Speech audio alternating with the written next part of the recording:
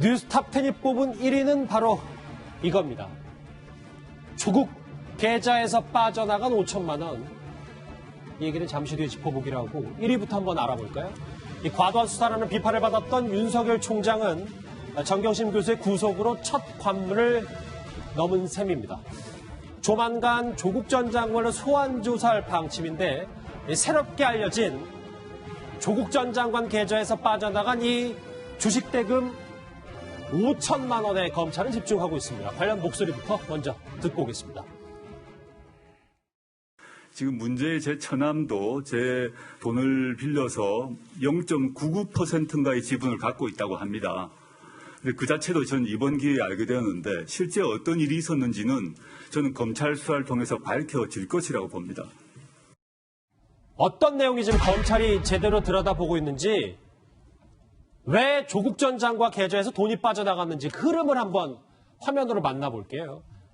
김태현 변호사님. 네. 정경심 교수가 저거 주식이 오를 거라는 어떤 미공개 정보를 알았어요. 네. 그래서 6억 원어치 주식을 사는데 그 주식을 사는 돈, 자금 흐름을 거꾸로 따라가 보니까 여기에서 조국 전 장관 계좌에서 주식을 산 당일에 5천만 원이 이체가 됐다. 그러니까 검찰이 보고 있는 건 그거예요. 지금까지 나와 있는 거는 미공개 정보를 WFM부터 들었다. 그래서 주식을 샀는데 그것도 당시에 시가보다 싸게 샀다. 본인 이름이 아니라 동생인 정경심 교수의 동생 이름으로 샀다. 그리고 나서 저 WFM에서 실제로 호재성 공시가 나와서 주가가 올랐다. 이렇게 해서 부당이득을 얻었다는 거고. 근데 어제까지 나와 있는 건 이겁니다. 그런데 이제 그 정경심 교수가 결국 이 동생한테 2억 원을 빌려줬어요. 아마 2017년 대선 취임하기 전 2017년 2월인가 3월로 제가 기억하고 있는데 일단 2억 정도를 돈을 줘서 그걸로 이제 산 거거든요. 정경심 교수는 그거 나 그냥 내 동생 빌려준 거지 동생 이름으로 내가 차명으로 매입한 건 아니야라고 주장을 했지만 법원은 그게 아니라 실소유자는 정경심 교수로 본 겁니다. 그런데 그때 그 동생한테 건너갔던 돈 중에 일부가 5천만 원 정도가 조국 전 장관의 계좌에서 이체됐다는 거죠. 그러면 겉으로 보면 조국 전 장관 계좌에서 정경심 교수한 돈이 이체되고 그 돈이 동생한테 넘어갔기 때문에 조국 전 장관도 알고 있었던 거 아니야? 라고 보일 여지가 없는 건 아닙니다. 근데 다만 조국 전 장관 부부가 돈 문제를 어떻게 해결하는지 모르겠으나 부인이 남편 계좌도 관리하는 경우는 사실은 많거든요. 있긴 있죠. 있긴 있어요. 그러니까 저게 조국 전 장관은 계좌 같은 거 그냥 다 정경심 교수 주고 정경심 교수 알아서 이제 돈을 돌리는데 그 와중에서 일부를 남편이 조국 전 장관 계좌에서 가져간 건지 아니면 조국 전 장관도 다 모든 사정을 알고 있었던 건지 이거에 따라서 조국 전 장관한테 검찰 칼을 것이 가느냐 안 가느냐 이게 갈라지는 거죠. 화면 한번 더 보실게요. 이게 중요한 흐름이라서. 그러니까 이 5천만 원의 계좌에서 이체된 게 이게 지금 새롭게 알려진 사실이고, 조수인 부장. 저는 궁금한 부분이 이쪽으로 한번 가볼게요. 원래 시세는 한 주당 7천 원 정도 된다고 했었다고요, 작년 1월에. 근데 5천 원에 싸게 산 거예요. 헐값에 매입을 주식을 했는데 정 교수가. 이게 혹시 민정수석의 부인이니까 알아서 좀 대가를 바라고 싸게 준 거 아니냐라는 의혹도 나오더라고요. 충분히 그런 관측이 가능하죠. 그러니까 이 12만 주를 훨씬 싸게 다른 사람 이름, 동생 이름을 빌려서 샀거든요. 근데 사고 나서 바로 2차 전지업체인 WFM의 호재성 공시가 발표가 돼요. 그렇다면은 이것은 내부 정보를 미리 알고 작전처럼 전개가 됐다. 이런 관측이 충분히 가능한 겁니다. 그렇다면 왜 이런 일이 생겼을까? 조국 전 장관이 당시 민정수석이었기 때문에 민정수석 아내에게 어떻게 보면 편의를 제공한 것, 이런 추측이 가능한 거죠. 그래서 검찰에서는 이 부분에 대해서 수사를 집중하고 있고, 특히 수사를 집중하는 가운데 있어서 이 미공개 정보를 활용해서 차명 거래를 한 바로 이 시점에 조국 당시 민정수석의 계좌에서 5천만 원이 부인에게 갔다. 여기까지 밝혀진 거죠. 정경심 교수 측은요, 이 미공개 정보 이 부분에 대해서 이미 공개된 정보가 어떻게 미공개 정보일 수 있느냐 이러면서 방어 논리를 세웠습니다. 그 목소리, 김칠준 변호사의 목소리 들어보시죠. 예를 들어서 비공개 정보를 이용해서 거래했다라고 얘기하는데 과연 그 비공개 정보를 이용한 그런 그 자본시장법에서 규제하고 있는 그런 법률 위반인지 법의 취지에 따르면 여기에는 해당되지 않는 거 아니냐. 그리고 이미 공개된 정보인데 무슨 비공개 정보이냐. 뭐 이런 여러 가지 법리적인 부분들도 많이 있었습니다. 물론 지금 조 전 장관 측은 이 주식 매입한 적이 없다라는 입장을 밝혔어요. 그런데 5천만 원이 적은 돈도 아니고 상당한 금액을 아내한테 송금하는데 그 돈이 어디에 쓸지 모른다라는 부분이 좀 저희가 검찰도 그렇고 저희도 좀 다시 들여다볼 부분이 아닌가 싶습니다. 조국 전 장관 부분은 일관되게 얘기한 게 있습니다. 하나는 우리는 모른다라는 것과 또 하나는 조범동에게 이용당했다. 이런 식으로 얘기를 하고 있어요. 우리가 그 인사청문회 때나 기자회견 때나 이때 다 조국 교수는 난 WFM이라는 것도 모르고 사모펀드라는 것도 모릅니다. 아내가 한 거라서 모릅니다. 계속 이런 식으로 얘기를 하고 있습니다. 이것과 관련해서는 근데 시민단체인 투기자본감시센터에서는 조국 부부를 66억 5천만 원의 뇌물 혐의로 고발을 했어요. 그것은 그냥 WFM 주식 55억을 코링크 PE에 무상으로 준 것과 가료등 전멸기 업체 웰스 CNT가 단기 대여금으로 10억 5천만 원을 조범동에게 준 것을 뇌물로 본 것으로 지금 투기자본감시센터가 고발을 했는데 이 부분도 검찰 수사에서 분명히 밝혀져야 될 것으로 보여집니다. 예. 김태현 변호사님, 그럼 좀 정리를 해볼게요. 만약에 이 주식 대금이 5천만 원이 본인 계좌에서 나갔잖아요. 부인한테 송금이 돼서. 이걸로 이렇게 차명으로 미공개 정보를 하면서 주식 매입한 걸 조 전 장관이 알았어요. 그럼 이게 어느 정도의 중한 범죄입니까? 근데 그거 사실 약간의 다툼의 여지는 있어요. 그 부분은 예를 들면 저게 이제 결국 주식의 실소유자가 누구냐는 거거든요. 아하. 그러니까 지금은 검찰은 정경심 교수가 이 주식의 실소유자라고 보는 거예요. 정경심 교수가 예. 돈을 빌려준 게 아니라 그렇기 때문에 미공개 정보 이용한 그 이득의 귀속 주체가 정경심 교수이기 때문에 정경심 교수를 미공개 정보 이용한 자본시장법 위반 혐의로 기소를 한 건데 5천만 원 돈이 갔다. 근데 5천만 원이 조국 교수가 알아서 줬다고 해서 그걸 이제 만약에 그 5천만 원에 해당되는 지분을 조국 전 장관이가 실소유자라고 보면 조국 전 장관도 정경심 교수가 똑같은 혐의로 걸리는 거예요. 그렇죠? 5천만 원에 대해서는. 예. 근데 그게 아니라고 하면은 조국 전 장관이 조금 빠져나갈 여지는 있죠. 그러니까 그 부분은 아직까지 저희가 단정해서 말씀드리기 좀 어려운 부분은 있어요. 예. 우선요. 그러니까 정경심 교수 같은 경우에는 일종의 주식 대박을 꾀한 거잖아요. 그렇죠. 네. 그런데 이 주식 대박을 꾀하는 과정에서 지금 나타난 거는 5천만 원이 정경심 교수에게 갔다는 거예요. 예. 조국 전 장관의 돈이. 그렇죠. 그런데 당시에 돈이 갈 때 조국 전 장관의 신분이 대통령 민정수석이었습니다. 그렇기 때문에 이 흐름을 알고 묵인했다면 정확하게 공직자윤리법 위반 적용 가능합니다. 예. 네. 만약에 근데 김태현 변호사님 몰랐다면요. 정말 조 전 장관의 주장처럼 몰랐다면 뭐 아내가 차명 주식 거래하는지도 몰랐다라고 하면 그럼 뭐 조범으로 대한 건 책임 물을 수 없는 거죠. 아하. 예.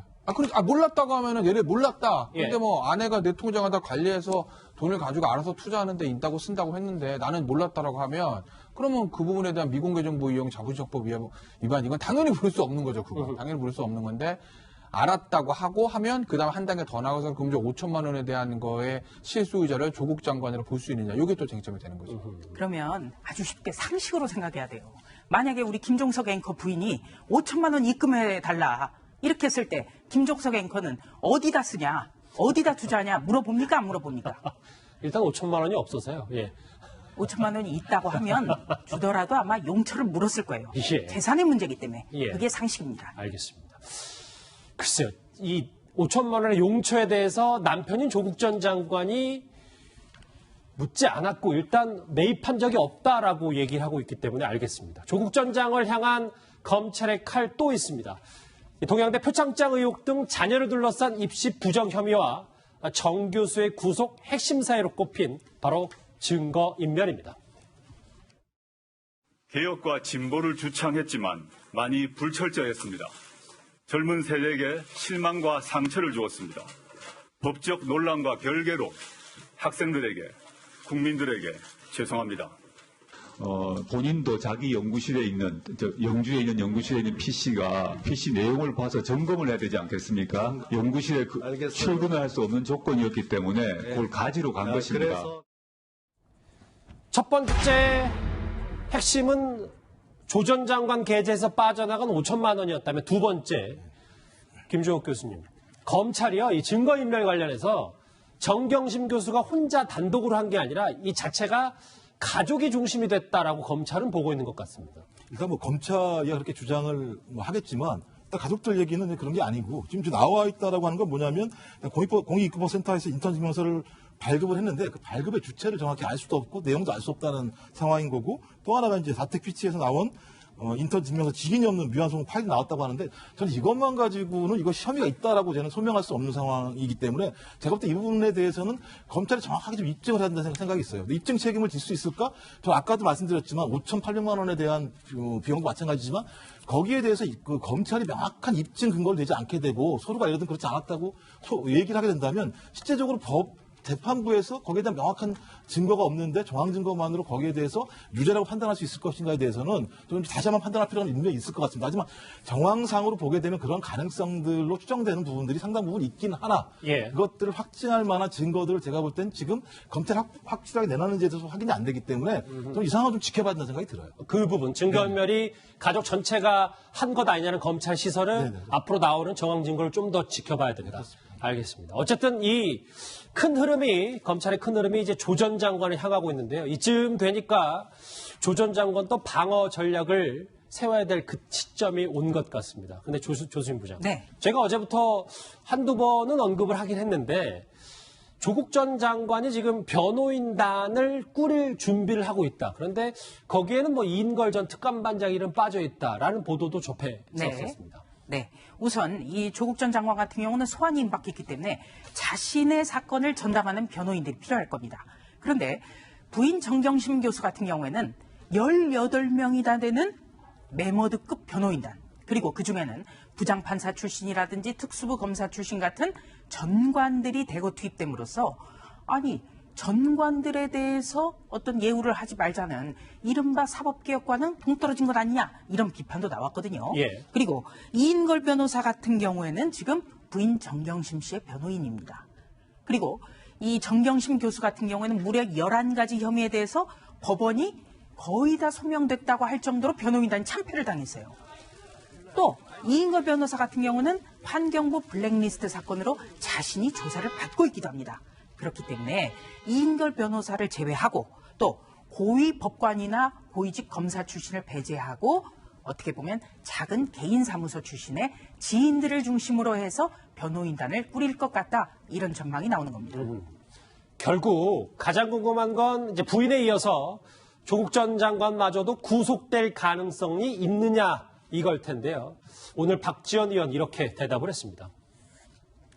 일부 야당에서는 조국 장관 구속하라 이런 얘기를 어제부터 하더라고요. 그런데 윤경심 교수가 구속됨으로써 남편인 조국 장관과 딸, 아들은 오히려 더 좋은 결과가 나올 수 있다. 저는 그렇게 봅니다. 왜냐하면 부부를 그 식구를 한꺼번에 하는 경우는 지극히 사례가 없습니다. 저 박지원에 대한 분석 장성철 소장님은 동의를 하십니까? 동의할 수가 없습니다. 우리가 이제 전두환 대통령 때인가요? 장영자 이철이 사건. 그때도 부부가 같이 구속을 당했어요. 그래서 뭐 부부가 구속 같이 당하는 사건이 없었다. 이것은 상당히 좀 어폐가 있는 말이고요. 박지원 의원은 계속 지속적으로 조국 장관과 조국 장관 부인에 대해서 되게 옹호를 합니다. 그 국감장에서도 윤석열 총장이 아니 왜 이 공개된 자리에서 이런 특정한 사람을 옹호하느냐 이런 식으로 화를 내기도 했는데 박지원 의원이 아침에 인터뷰를 하고 점심 때 15명의 기자와 점심을 먹었답니다.